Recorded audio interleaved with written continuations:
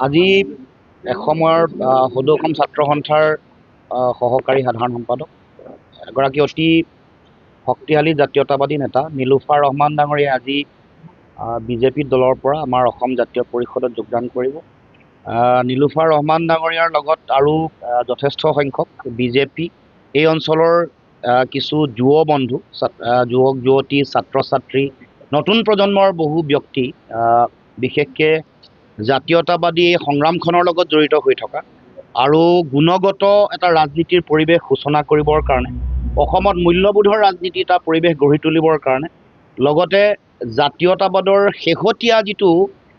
বিশ্বাসঘাতকতা, প্ৰতাৰণাৰ সমগ্ৰ পৰিৱেশটো নাইকিয়া কৰি আশা, সম্ভাৱনা আৰু জাতীয় জীৱনৰ কাৰণে যুঁজ দিয়াৰ মানসেৰে এচাম ডেকা বন্ধু, পুৰণা অভিজ্ঞ বহু ব্যক্তি আহি আমাৰ অসম জাতীয় পৰিষদৰ পবিত্ৰ মজিয়াত সকলোৱে যোগদান কৰিব। আৰু আমি আশা ৰাখিছোঁ আজি এই যোগদানে যোৰহাট জিলালৈ বা জাতীয়তাবাদৰ নতুন এদল শক্তিশালী সেনানী ইয়ালৈ আগবঢ়াই লৈ আহিব আৰু পৰৱৰ্তী দিনসমূহত অসমৰ মাটিত জাতীয়তাবাদৰ ভেটি শক্তিশালী কৰিবৰ কাৰণে আপোচবিহীন স্বাভিমানী জাতীয়তাবাদৰ যোগেদি অসমৰ মানুহৰ জাতীয় সমস্যা, মৌলিক সমস্যা সমাধানৰ বাট উলিয়াবৰ কাৰণে আমাৰ যিটো ৰাজনৈতিক সংগ্ৰাম, এই সংগ্ৰামখন অধিক শক্তিশালী হ'ব, দৃঢ় হ'ব। মিত্ৰতাৰ ক্ষেত্ৰত আমাৰ অসম জাতীয় পৰিষদৰ দৃষ্টিভংগী একদম স্পষ্ট, একেবাৰে জোন বেলি তৰাৰ দৰে স্পষ্ট। ভোট বিভাজন নকৰিবৰ কাৰণে আমি সকলোৱে কিছু এৰা ধৰাৰ মানসিকতাৰে বুজা পৰা, পৰস্পৰে পৰস্পৰৰ প্ৰতি ৰখা সন্মান, দল সৰু হ'ব পাৰে কিন্তু সন্মান আৰু মৰ্যাদাটো থাকিব লাগিব, সেই চিন্তাৰে আমি সকলোৱে মিলি আমি ঐক্যবদ্ধভাৱে বিজেপিৰ বিৰুদ্ধে যুঁজ দিবৰ কাৰণে চিন্তা চৰ্চা কৰিব লাগিব। আদৰ্শগত অমিল কংগ্ৰেছৰ লগত আমাৰ আছিলে, আছে আৰু ভৱিষ্যতেও থাকিব। কিন্তু জাতীয় সংকট আমি যিহেতু দেখিছোঁ,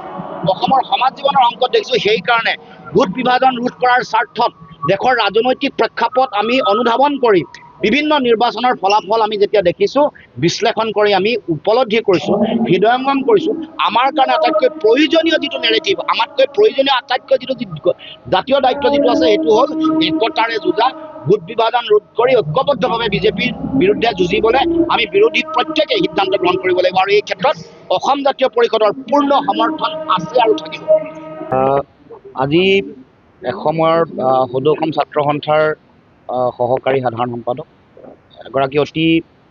শক্তিশালী জাতীয়তাবাদী নেতা নীলুফাৰ ৰহমান ডাঙৰীয়াই আজি বিজেপি দলৰ পৰা আমাৰ অসম জাতীয় পৰিষদত যোগদান কৰিব। নীলুফাৰ ৰহমান ডাঙৰীয়াৰ লগত আৰু যথেষ্ট সংখ্যক বিজেপি এই অঞ্চলৰ কিছু যুৱ বন্ধু, যুৱক যুৱতী, ছাত্ৰ ছাত্ৰী, নতুন প্ৰজন্মৰ বহু ব্যক্তি, বিশেষকৈ জাতীয়তাবাদী এই সংগ্ৰামখনৰ লগত জড়িত হৈ থকা আৰু গুণগত এটা ৰাজনীতিৰ পৰিৱেশ সূচনা কৰিবৰ কাৰণে, অসমত মূল্যবোধৰ ৰাজনীতি এটা পৰিৱেশ গঢ়ি তুলিবৰ কাৰণে, লগতে জাতীয়তাবাদৰ শেহতীয়া যিটো বিশ্বাসঘাতকতা, প্ৰতাৰণাৰ সমগ্ৰ পৰিৱেশটো নাইকিয়া কৰি আশা, সম্ভাৱনা আৰু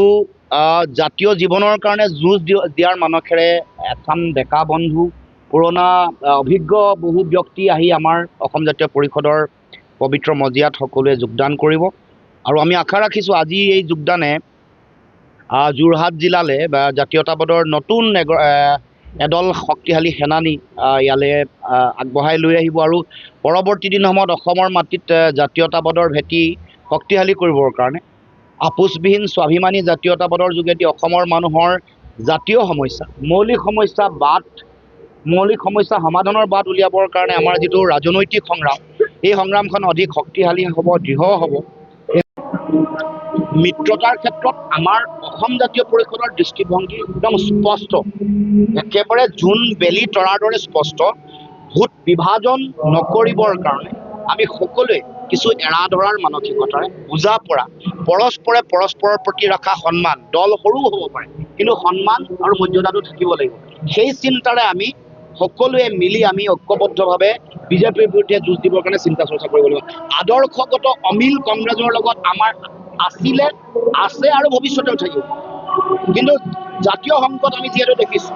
অসমৰ সমাজ জীৱনৰ সংকট দেখিছোঁ, সেইকাৰণে ভোট বিভাজন ৰোধ কৰাৰ স্বাৰ্থত দেশৰ ৰাজনৈতিক প্ৰেক্ষাপট আমি অনুধাৱন কৰি বিভিন্ন নিৰ্বাচনৰ ফলাফল আমি যেতিয়া দেখিছোঁ, বিশ্লেষণ কৰি আমি উপলব্ধি কৰিছোঁ, হৃদয়ঙ্গম কৰিছোঁ, আমাৰ কাৰণে আটাইতকৈ প্ৰয়োজনীয় যিটো নেৰেটিভ, আমাতকৈ প্ৰয়োজনীয় আটাইতকৈ যিটো